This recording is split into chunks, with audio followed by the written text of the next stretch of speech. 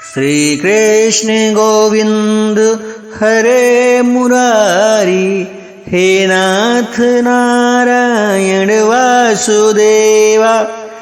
पितु मातु स्वामी सखा हमारे, हे नाथ नारायण वासुदेवा।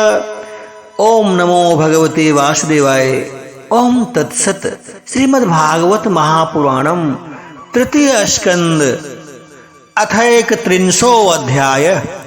मनुष्य योनि को प्राप्त हुए जीव की गति का वर्णन।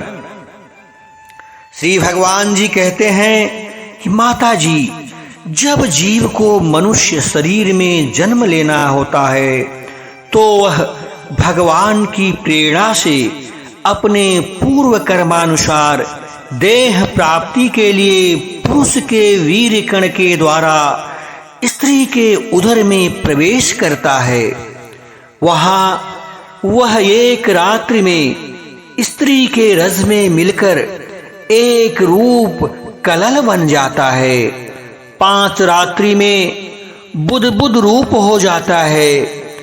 10 दिनों में बेर के समान कुछ कठिन हो जाता है और उसके बाद मांसपेशी अथवा अंडज प्राणियों में अंडे के रूप में परिणित हो जाता है।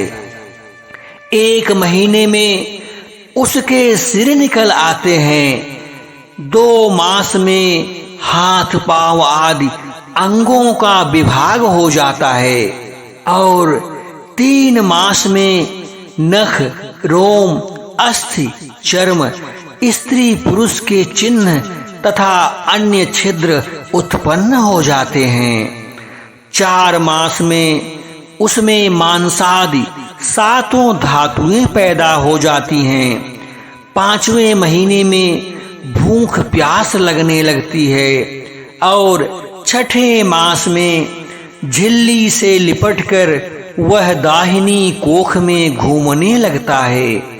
उस समय माता के खाए हुए अन्न जल आदि से उसकी सब धातुएं पुष्ट होने लगती हैं और वह कृमि आदि जंतुओं के उत्पत्ति स्थान उस जघन्य मलमूत्र के गड्ढे में पड़ा रहता है। वह सुकुमार तो होता ही है, इसीलिए जब वहां के भूखे कीड़े उसके अंग प्रत्यंग नोचते हैं तब अत्यंत क्लेश के कारण वह क्षण क्षण भर में अचेत हो जाता है।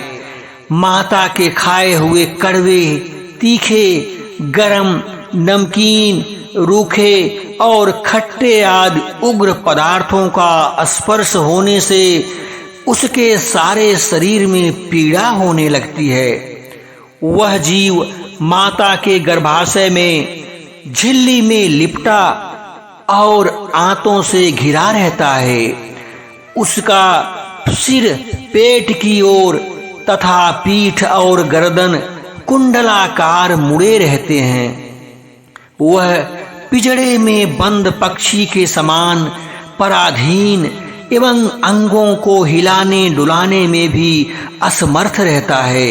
इसी समय अदृष्ट की प्रेरणा से उसे स्मरण शक्ति प्राप्त होती है। तब अपने सैकड़ों जन्मों के कर्म आज उसे याद आ जाते हैं और वह बेचैन होने लगता है तथा उसका दम घुटने लगता है। ऐसी अवस्था में उसे क्या शांति मिल सकती है।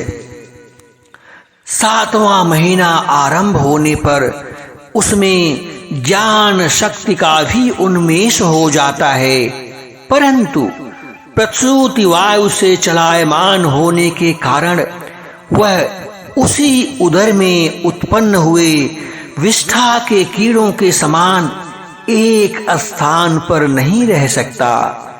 तब सप्त धातुमय स्थूल शरीर में बंधा हुआ वह देहात्मदर्शी जीव अत्यंत भयभीत होकर दीन वाणी से कृपा याचना करता हुआ हाथ जोड़कर उस प्रभु की स्तुति करता है जिसने उसे माता के गर्भ में डाला है। जीव कहता है कि मैं बड़ा ही अधम हूं। भगवान ने मुझे जो इस प्रकार की गति दिखाई है वह मेरे योग्य ही नहीं है।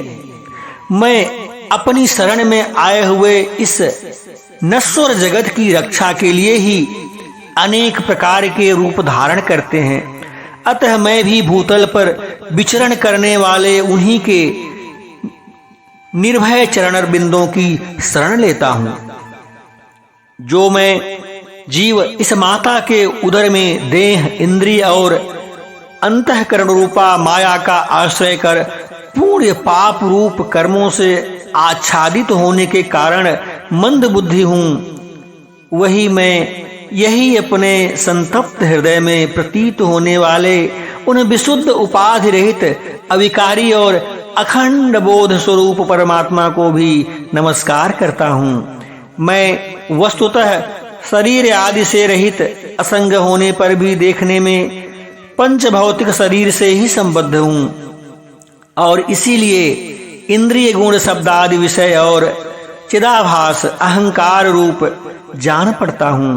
अतः इस शरीर के आवरण से जिनकी महिमा कुंठित नहीं हुई है, उन प्रकृति और पुरुष के नित्यंता सर्वज्ञ विद्या शक्ति संपन्न परम पुरुष की मैं वंदना करता हूं।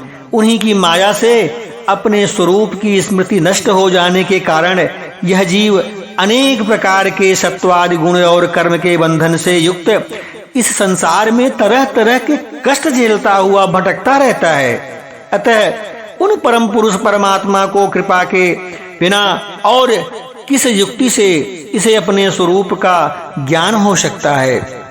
मुझे जो यह त्रैकालिक ज्ञान प्राप्त हुआ है, यह भी उसके सिवा और किसने दिया है, क्योंकि अस्थावर जंगम समस्त प्राणियों में एकमात्र वे ही हैं जो अंतर्यामी स्वरूप के अंश में विराजमान हैं।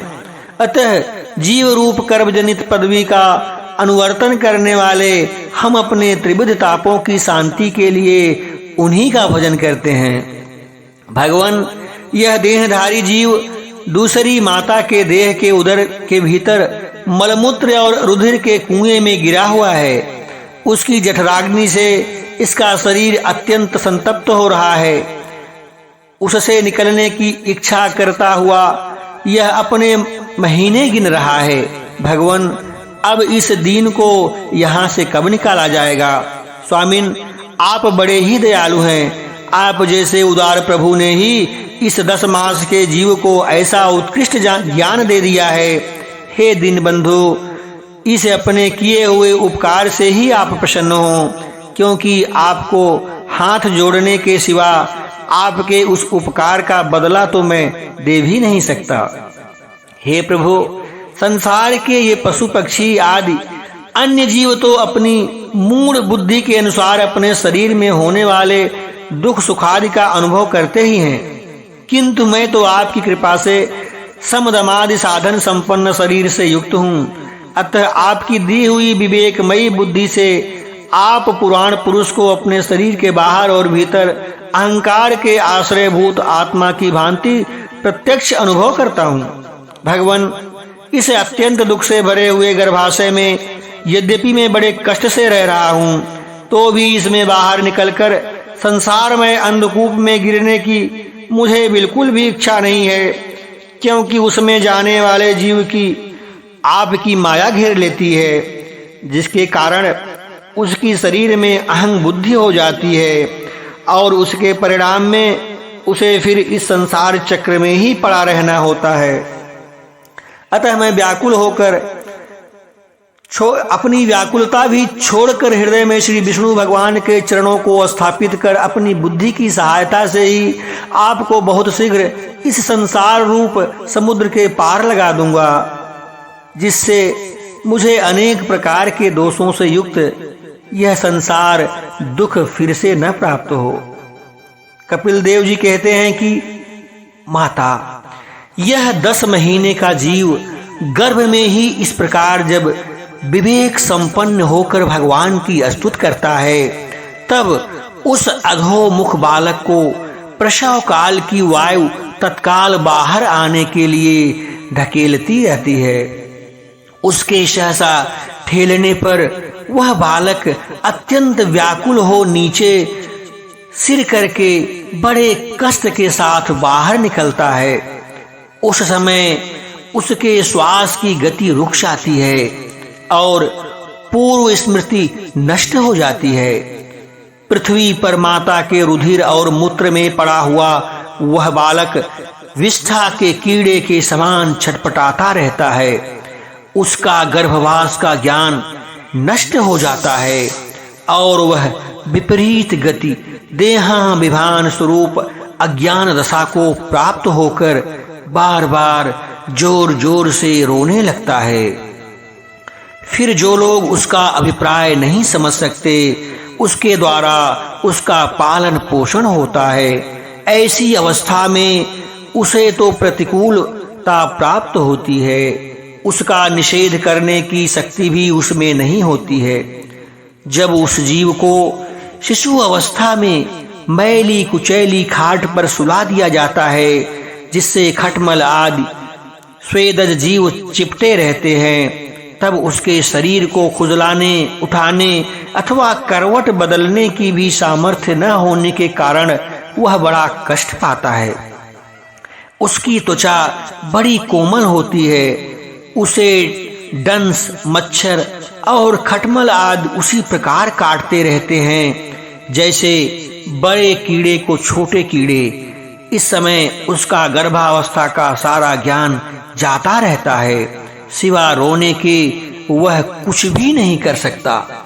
इसी प्रकार बाल्य, कौमार और पौगड़ अवस्था के दुख भोग कर वह बालक युवा अवस्था में पहुंचता है।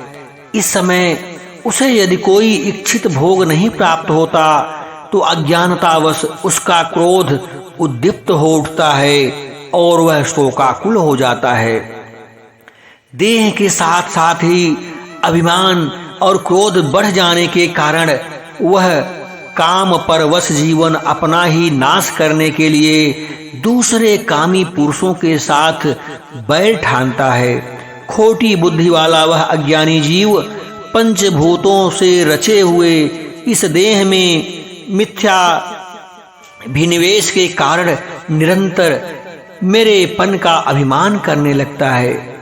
जो शरीर इसे वृद्धावस्था आदि अनेक प्रकार के कष्ट ही देता है तथा अविद्या और कर्म के सूत्र में बंधा रहने के कारण सदा इसके पीछे लगा रहता है, उसी के लिए यह तरह-तरह के कर्म करता रहता है, जिसमें बंध जाने के कारण इसे बार-बार संसार चक्र में पड़ना होता है।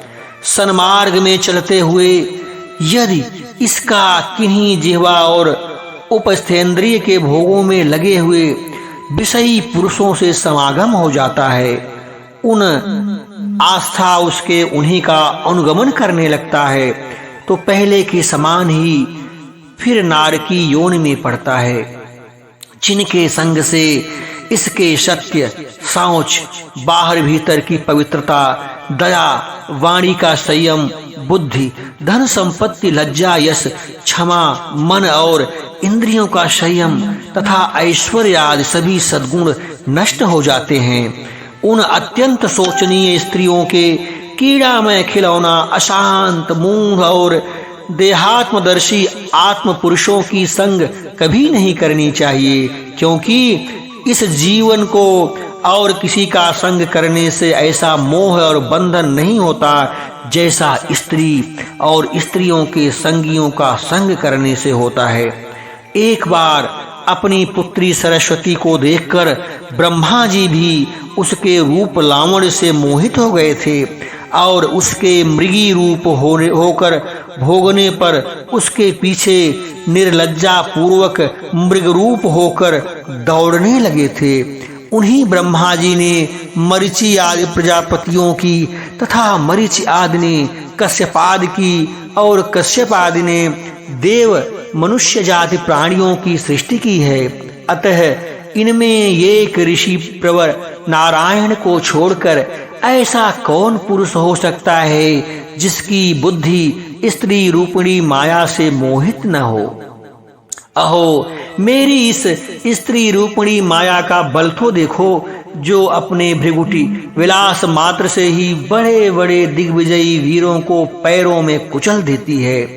जो पुरुष योग के परम पद पर आरूढ़ होना चाहता हो अथवा जिसे मेरी सेवा के प्रभाव से आत्मा अनात्मा का विवेक हो गया हो, वह स्त्रियों का संग कभी न करे, क्योंकि उसे ऐसे पुरुष के लिए नरक का द्वार बताया गया है।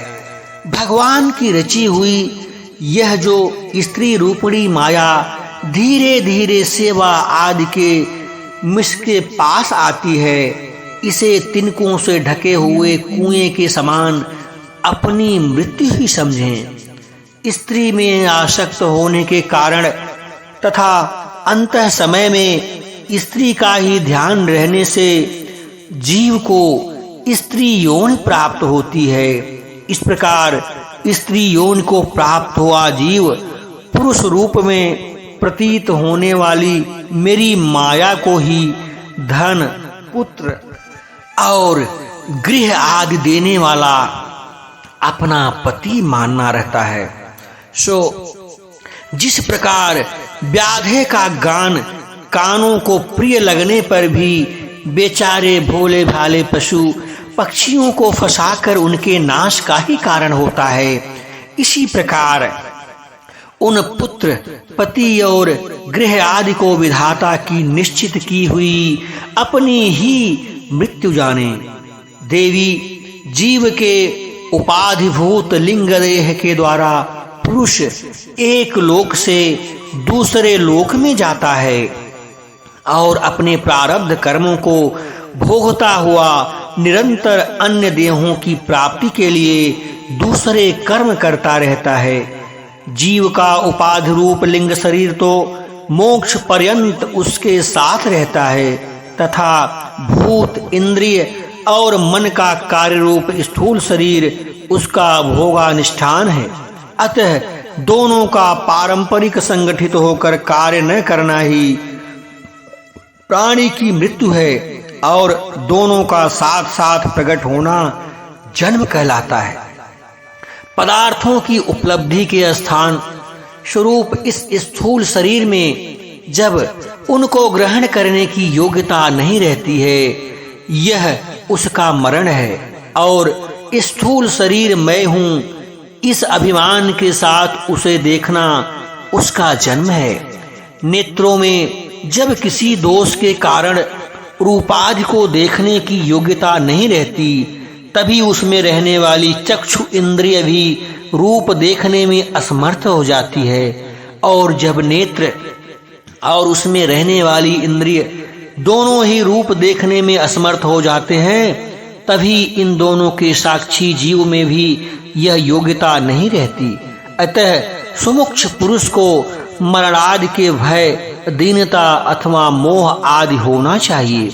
उसे जीव के स्वरूप को जानकर धैर्य पूर्वक निसंग भाव से विचरना चाहिए तथा इस मायामय संसार में योग वैराग्य युक्त सम्यक ज्ञानमयी बुद्धि से शरीर को निक्षेप धरोहर की भांति रहकर उसके प्रति अनासक्त रहते हुए विचरण करना चाहिए। श्रीमद्भगवते महापुराणे परमहंसा संहिताया तृतीय स्कंधे कपिलोपाख्याने जीवन गति नैर्मिक 300 अध्याय संपूर्णं। बोलो वृंदावन बिहारी लाल की जय।